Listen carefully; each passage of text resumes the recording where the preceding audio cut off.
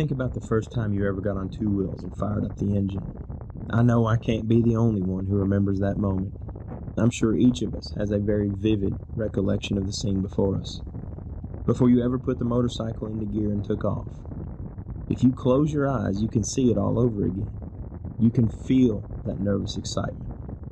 You felt confident that you could take off and ride.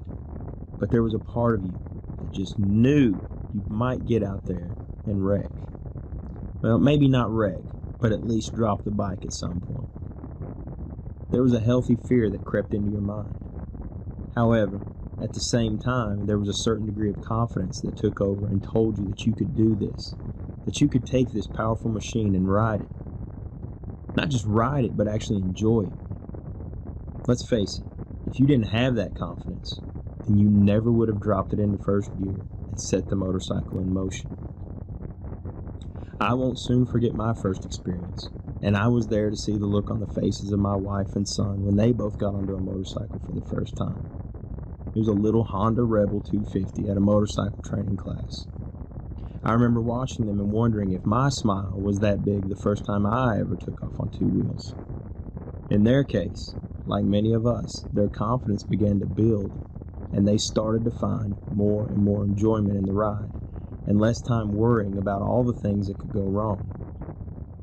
If we're being honest with ourselves, we do still consider the potential for something to go wrong. We remain alert the entire time we are riding because we know a momentary lapse could be dangerous. But we also know that we have been cautious and that we have honed our riding skills to a point that we are more and more confident, but never overconfident. We find that balance between our confidence and our healthy fear, and we enjoy every single moment we get to spend on the open road. It's probably one of the greatest forms of therapy out there. Ask any Christian about their faith, and you are certain to hear a level of confidence that is truly unmatched. A confidence, though, that's far from arrogant. It's just a calm reassurance that is a source of immense joy for that person. But we didn't always have this confidence. We were living in fear and turmoil before we experienced God's abundant grace and mercy. Maybe we didn't realize in the moment that we were living in fear and turmoil, but our salvation revealed to us just how lost we were. We realized our need for a Savior. You've heard me say this before, and I'll continue to reiterate this truth. But just because we are saved, it does not mean that we have somehow attained perfection. Rather, in the context of this week's devotion, we have found a confidence in the surety of our future. We know without question what will ultimately happen to us. There will come a day when we find ourselves at the right hand of God. We have a faith that assures us of our eternity.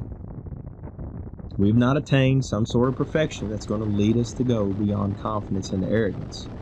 Rather, we have peace in knowing that when we do fail, not if we fail, that God will be there to restore us and redeem us. The world is a challenging place to live.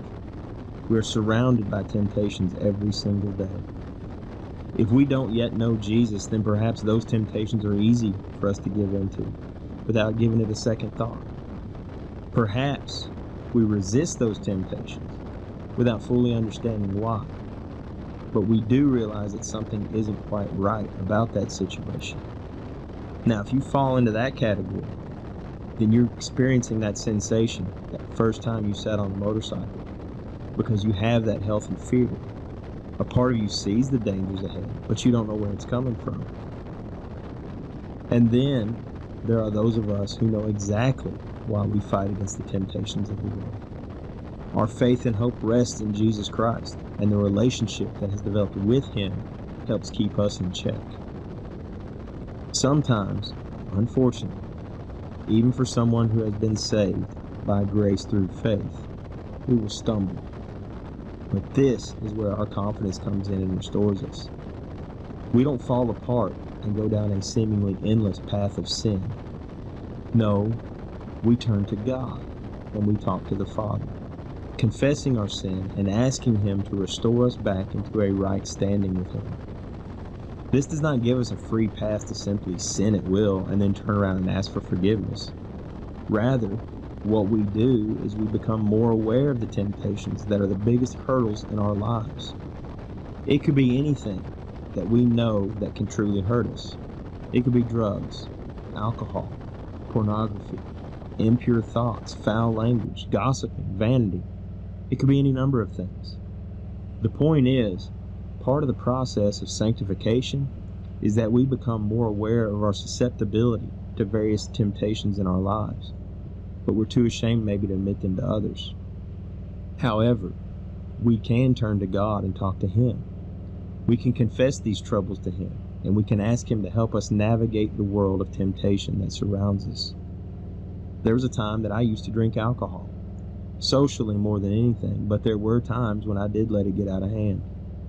I laid this burden at the feet of Jesus, and while it didn't disappear from my life immediately, it did become a temptation that I could more easily resist. I haven't had a drop of alcohol in a long time, and it's only through God's grace and His command in my life that I can pass up an offer of a drink, or that I can find happiness and joy without the need for alcohol in my life. This is the confidence I was speaking of.